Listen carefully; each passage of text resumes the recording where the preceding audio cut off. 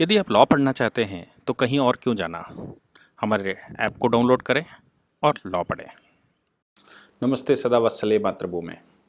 हमारे यहाँ के सेकुलर गैंगों ने प्रशांत भूषण के कंटेम्प्ट के मामले में ऑनरेबल सुप्रीम कोर्ट का जो डिसीजन आया जिसमें ये पाया गया कि प्रशांत भूषण उसमें दोषी हैं, हालांकि सज़ा अभी थोड़ा समय लगेगा और सज़ा के लिए अलग प्रावधान रहते हैं। कितनी सज़ा होगी वो बाद में डिसाइड होगी, लेकिन ये जो डिसीजन आया ऑनरेबल सुप्रीम कोर्ट का कि उन्होंने कंटेम्प्ट किया है कोर्ट का, इस पर हमारे यहाँ सेकुलर गैंग बड़े एक्टिव हो गए हैं देश भर में। और सो कॉल्ड इंटेलेक्चुअल्स एडवोकेट्स भी जो उस श्रेणी में आते हैं उन्होंने भी कहना शुरू कर दिया अगर दो ट्वीट प्रशांत भूषण के कोर्ट की गरिमा को हिला सकते हैं तो फिर क्या बचा है। और उन्होंने आर्गूमेंट करना शुरू किया कि ऑनरेबल सुप्रीम कोर्ट ने 2018 में एक Punjab and Haryana high court में एक एडवोकेट ने कहा था कि जज साहब इसलिए अपलोड नहीं कर पाए क्योंकि उनके पास मैटर नहीं था, वो इसलिए 1 हफ्ता लगा उनको अपलोड करने में और कोर्ट के पास कुछ ऐसा मैटर नहीं था, कोर्ट को ढूंढना पड़ा। ये कुछ अखबारों में उन्होंने प्रिंट कर दिया होगा, जिसको लेकर वहां एक सू मोटो एक्शन लिया गया था। ऑनरेबल सुप्रीम कोर्ट जब वो पहुंचा तो सुप्रीम कोर्ट ने उसको अपास्त करते हुए कहा कि ये कंटेम्प्ट नहीं है, ये उसका हवाला दिया जा रहा है। सेकुलर गैंग से मतलब मेरा वो बहुत सारे देश में यूनिवर्सिटी के वाइस चांसलर भी होते हैं और बहुत सारे लीगल फ्रेटर्निटी के ऐसे लोग जिनको ये अच्छा नहीं लगता कि ऑनरेबल सुप्रीम कोर्ट किसी एडवोकेट को इस तरह की सजा दे। उन्होंने कहा कि जो आर्गूमेंट्स उन्होंने देने शुरू किए, उन्होंने कहा कि ये ट्वीट, लेकिन इसको दोनों को मैटर्स को कंपेयर करके देखिए तो प्रशांत भूषण ने यह कहा कि पिछले 6 वर्ष में, 6 वर्ष का मतलब है कि जब से नरेंद्र मोदी सरकार बैठी, पिछले 6 वर्ष में जो 4 चीफ जस्टिस आए हैं उन्होंने डेमोक्रेसी को किल कर दिया है और डेमोक्रेसी को किल करने में उनका बड़ा योगदान था। यानी कि मोदी जी डेमोक्रेसी को किल कर रहे हैं और ये चीफ जस्टिस इनके फेवर का जो ये केसेस फाइल करते हैं जिसमें सरकार के खिलाफ जाते हैं, वो केसेस को मोदी जी के फेवर में डिसाइड हो गए हैं जैसे भी हुए हों। खासतौर से मैं आपको कहना चाहूंगा कि 370 का मैटर और राम मंदिर का मैटर, ये मैटर्स जब ऑनरेबल जस्टिस दीपक मिश्रा ने डेली हियरिंग पर लगाए और उसके बाद के चीफ जस्टिस ने इनको सुनवाई करनी शुरू की तो फिर बड़ा भारी, हमको याद होगा कि दीपक मिश्रा के अगेंस्ट में तो इंपीचमेंट भी आया था कि ये डिसीजन ना दे पाए और प्रशांत भूषण जैसे लोगों ने वो पिटीशनें फाइल करी थी। क्या प्रशांत भूषण का ये कहना कि सुप्रीम कोर्ट डेमोक्रेसी को किल करने के लिए है या किल कर रही है और उनके 4 जजेस ऐसा कर रहे हैं, 4 चीफ जस्टिस का योगदान रहा है, ये क्या न्यायालय की गरिमा को गिराने वाला नहीं है? ऐसा करने से पहले प्रशांत भूषण को सबसे पहले यह करना चाहिए था कि प्रशांत भूषण वहां पर वकालतनामा पेश करना बंद कर देते और ये कहते कि मैं इन कोर्ट पर विश्वास नहीं करता इसलिए इन कोर्ट्स में मैं वकालत नहीं करूंगा। याद करिए बाल गंगाधर तिलक, उन्होंने ये कहा था कि हम कोर्ट्स पर विश्वास नहीं करते इसलिए मैं वकालत नहीं करूंगा। बैरिस्टर होने के बावजूद उन्होंने वकालत नहीं की। उन्होंने लॉ स्टूडेंट्स को पढ़ाना स्वीकार किया और उनको पढ़ाकर अपने जीविकोपार्जन करते थे, लेकिन वो कोर्ट्स में प्रैक्टिस करने नहीं गए। तो क्या प्रशांत भूषण की ये टिप्पणी किसी भी हालत में किसी एडवोकेट के लिए, किसी जज के लिए, किसी लीगल फ्रेटर्निटी के लिए, चाहे बार हो चाहे बेंच हो, ये शोभनीय है कि जो वो ये कहे कि 4 चीफ जस्टिसों ने डेमोक्रेसी को किल करने में सहायता की है या उनका योगदान रहा है? कौन से एंगल से ये नहीं दिखता कि ये कंटेम्प्ट ऑफ कोर्ट नहीं है? लोगों ने हवाले दिए हैं और उन हवाले में कुछ बड़े इंटरव्यूज छप रहे हैं आजकल, बड़े स्टेटमेंट आ रहे हैं और उन स्टेटमेंटों में कहा गया है कि section 15 of the contempt of court act 1971 के अनुसार जिस कोर्ट में कंटेम्प्ट हुआ है, जिस कोर्ट ने स्यू मोटो एक्शन लिया है, उसी कोर्ट में वो सुनवाई कैसे कर सकते हैं? अरे भैया, चीफ जस्टिस के खिलाफ स्टेटमेंट आया था, चीफ जस्टिस ने इस पर संज्ञान नहीं लिया। संज्ञान लेने वाली कोर्ट दूसरी है, 3 जजों की बेंच।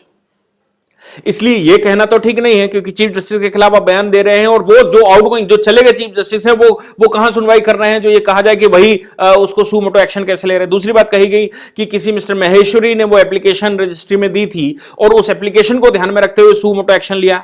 क्या हमारे सीनियर एडवोकेट्स को यह नहीं मालूम है कि सुप्रीम कोर्ट के संज्ञान में कोई मैटर आता है तो उस मैटर को वो सू मोटो किसी भी प्रकार से उसके पास पहुंच जाए, वो सू मोटो एक्शन लेने का राइट रखता है? चौथी बात कही गई कि सेक्शन 15 में जो कहा गया है कंटेम्प्ट ऑफ कोर्ट एक्ट में, उसके अनुसार वही जज कैसे सुनेगा, वही सुमोटो करेगा, वही उसकी हियरिंग कर। अरे भैया, आर्टिकल 129 की पावर है, आर्टिकल 215 की पावर होती है, हाईकोर्ट को आर्टिकल 215 में, सुप्रीम कोर्ट को आर्टिकल 129 में ये पावर है। और वो स्वयं में कोर्ट ऑफ रिकॉर्ड होता है। कोर्ट ऑफ रिकॉर्ड का मतलब होता है वो अपनी सुरक्षा स्वयं करेगा। आपको याद होगा कि दिल्ली जजेस association, Delhi judicial officers association का मामला आया था। गुजरात के एक जज साहब का इंसल्ट किया गया था पुलिस के द्वारा, और दिल्ली के जजेस ने उसकी पिटीशन सुप्रीम कोर्ट में डाली थी। तो उस समय गुजरात सरकार ने ये कहा था कि कैसे ऐसा हो सकता है, क्योंकि कंटेम्प्ट तो, अगर सीजीएम का कंटेम्प्ट हुआ है तो कंटेम्प्ट तो सीजीएम के पास राइट ही नहीं, सुप्रीम कोर्ट कैसे सुन लेगा, क्योंकि सुप्रीम कोर्ट का कंटेम्प्ट नहीं हुआ। सुप्रीम कोर्ट ने उस समय कहा था कि जुडिशियल फेटर्निटी ए से लेकर जेड तक, नीचे तक सारी हमारी कोर्ट है। हमारे कोर्ट के किसी भी कोर्ट का अगर कंटेम्प्ट होता है तो हमको उसको सुनने का अधिकार है, क्योंकि जुडिशियल फेथ बनाए रखना मेरा काम है। ये वही प्रशांत भूषण हैं जो याकूब मेनन के लिए माफी मांगते घूम रहे थे, और याकूब मेनन को सजाए मौत से बचाने का प्रयास कर रहे थे। ये वही प्रशांत भूषण हैं जो जेएनयू में जब नारे लग रहे थे, अफजल हम शर्मिंदा हैं, तेरे कातिल जिंदा है, सुप्रीम कोर्ट को कहा जा रहा था, क्योंकि सुप्रीम कोर्ट ने उसको सजाए मौत दी थी, इस सुप्रीम कोर्ट से वो सजाए मौत कंफर्म हुई थी। तब आप कहां थे? तब आपको नहीं समझ आ रहा था कि ये क्या हो रहा है? वो कंटेम्प्ट नहीं था। वो कंटेम्प्ट प्रशांत भूषण की नजर में वो भी कंटेम्प्ट नहीं है जब यह कहा जाए कि अफजल हम शर्मिंदा है, तेरे कातिल जिंदा है। आज प्रशांत भूषण जब स्वयं फंसे हुए हैं तो उनके साथ के जो लॉलीपॉप एडवोकेट्स रहते हैं वो उन्होंने चिल्लाना शुरू कर दिया है। अरे आप, जिसने ये चिल्लाना शुरू किया है उसका पहला काम होता है कि वो सुप्रीम कोर्ट से इस्तीफा दे दे, कोर्ट्स में विश्वास करना बंद कर दे और रोड पर उतर आए।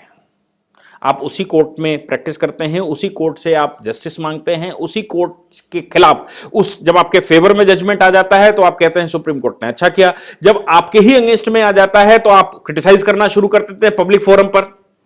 जबकि सुप्रीम कोर्ट के जजमेंट की रिव्यू पिटीशन जा सकती है, क्यूरेटिव पिटीशन जा सकती है, छोटी बेंच, बड़ी बेंच, बहुत सारे तरीके हैं कि आपको अगर जजमेंट आपके मतलब का मन का नहीं मिला है तो आपके पास अगर कुछ लीगल बैकग्राउंड है, लीगल ग्राउंड्स हैं, तो उन लीगल ग्राउंड्स के बेस पर आप उस पर कह सकते हैं।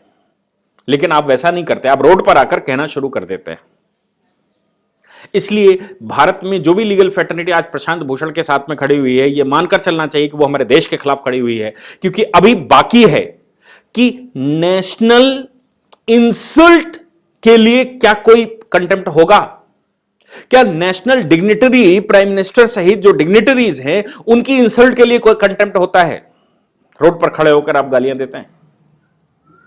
मैं प्रशांत भूषण के मामले में पूरा कंटेम्प्ट का ए से लेकर जेड तक कौन कौन से कानूनों में क्या क्या जजमेंट हुए, क्या क्या और उसमें प्रावधान है, उस पर अलग से एक पूरा लेक्चर लगभग 40 मिनट का या उससे कुछ कम ज्यादा एक रिकॉर्ड करूंगा, ताकि पूरे देश को पता लगे कि फेसबुक पर लिखते हैं तो कंटेम्प्ट कैसे होता है, यूट्यूब पर जाता है तो कंटेम्प्ट कैसे होता है, जजमेंट को क्रिटिसाइज करते हैं तो कंटेम्प्ट कैसे होता है, कोई कोर्ट के जजेस को क्रिटिसाइज करता है तो कंटेम्प्ट कैसे होता है, कोर्ट की गरिमा कैसे बहाल होती है, और क्या क्या पूरे देश में अभी तक चलता आया कंटेम्प्ट को, उसको अलग से करेंगे। लेकिन मैं ये जानता हूं कि आज जो ये सो कॉल्ड सेकुलर गैंग है उसको बड़ी समस्या हो रही है प्रशांत भूषण की। इस पर प्रशांत भूषण ने जब कहा था कि कश्मीर में रेफरेंडम करवाना चाहिए, तब ये फेटर्निटी कहां थी, तब ये लोग कहां थे? जब वो देश के खिलाफ लगातार बोल रहा था तब कहां थे? तब ये बिल्कुल दिखाई नहीं दिया। आज उनकी कंटेम्प्ट की जब कंफर्म हो गया कि इसको कंटेम्प्ट कहा जाएगा, इस बात को कंटेम्प्ट कहा जाएगा कि उन्होंने कहा पिछले 4 चीफ जस्टिस ने डेमोक्रेसी को हत्या करने में सहयोग किया है, डेमोक्रेसी को समाप्त करने में सहयोग किया है, और पिछले 6 वर्ष में डेमोक्रेसी समाप्त हो गई। हिंदुस्तान में नरेंद्र मोदी के आने के बाद डेमोक्रेसी समाप्त हो गई, ऐसा उनको दिखाई दे रहा है। हिंदुस्तान की जनता बेवकूफ है जो यूनिनिमस उनको वोट देकर सरकार बना रही है। पूरे संसार में वो व्यक्ति हिंदुस्तान की गरिमा बढ़ाने के लिए पूरी शक्ति से लगा हुआ है। वो सारे जिन लोगों ने उसका सपोर्ट किया वो सारे बेवकूफ एक प्रशांत भूषण वाले होशियार व्यक्ति हैं जिन्होंने ये कहा कि पिछले 6 वर्ष में डेमोक्रेसी की हत्या हो गई है। ये देश को सोचना चाहिए, पूरे देश को सोचना पड़ेगा। Thank you.